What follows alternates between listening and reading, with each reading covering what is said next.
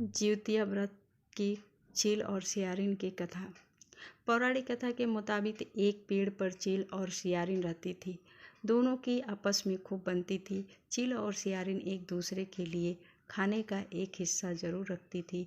एक दिन गांव की औरतें जिउतिया व्रत की तैयारी कर रही थी।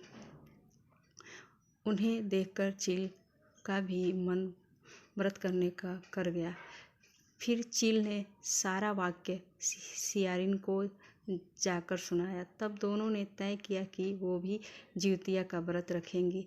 लेकिन अगले दिन जब दोनों ने व्रत रखा तो सियारिन को भूख और प्यास दोनों लगने लगी। सियारिन भूख से व्याकुल इधर उधर घूमने लगी। व्रत के दिन गांव में किसी की मृत्यु हो गई। यह देखकर सियारिन के मुंह में पानी आ गया। फिर सियारिन ने अधजले शव को खाकर अपनी भूख को शांत किया। वह भूल गई उसने जिउतिया का व्रत रखा है।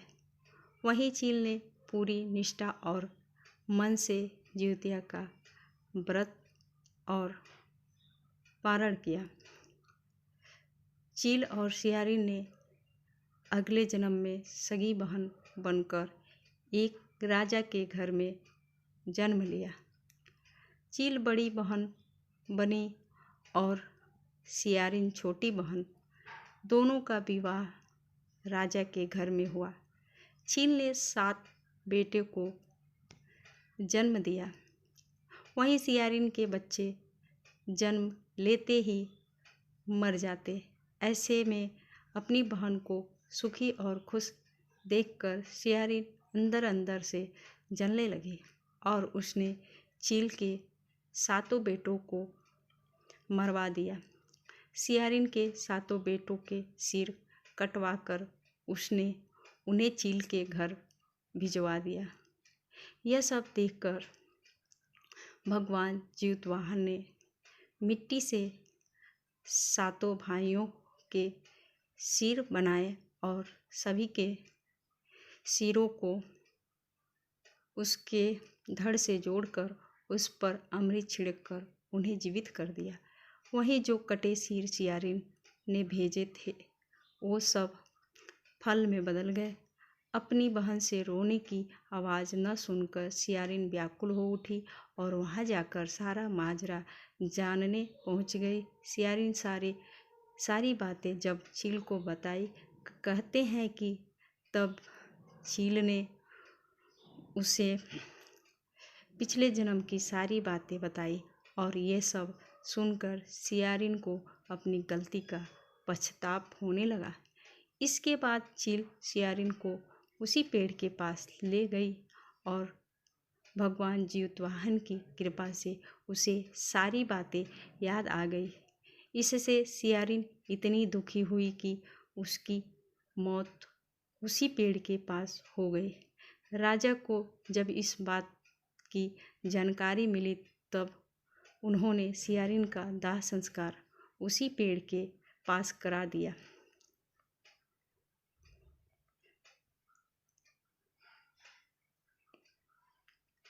इस कथा के अनुसार जिउतवाहन गोवर्धन के बुद्धिमान और राजा थे।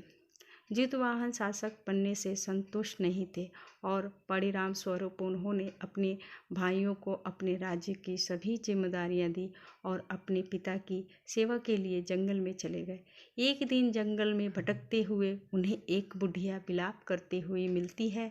उन्होंने बुढ़िया से रोने का कारण पूछा। इस पर उसने उसे बताया कि वह सांप नागवंशी के परिवार से है और उसका एक ही बेटा है। एक शपथ के रूप में हर दिन एक सांप पक्षीराज गरुड़ को चढ़ाया जाता है और उस दिन उसके बेटे का नंबर था। उसकी समस्या सुनने के बाद जिउतवाहन ने उन्हें आश्वासन दिया कि वह उनके बेटे को जीवित वापस लेकर आएंगे। तब वह खुद गरुड़ का चारा बनने का विचार कर चट्टान पर लेट जाते हैं। तब गरुड़ आता है और अपनी अंगुलियों से लाल कपड़े से ढके हुए जीतवाहन को पकड़कर चट्टान पर चढ़ जाता है। उसे हैरानी होती है कि जिसे उसने पकड़ा है वह कोई प्रतिक्रिया क्यों नहीं दे रहा है। तभी वह जीतवाहन से उनके बारे में पूछता है। तब गरुड़ जीतवाहन की वीरता और परोपकार से प्रसन्न होकर सांपों से कोई और बलिदान नहीं लेने का वादा करता है। मान्यता है कि तभी से ही संतान की लंबी उम्र और कल्याण के लिए जिउतिया व्रत मनाया जाता है।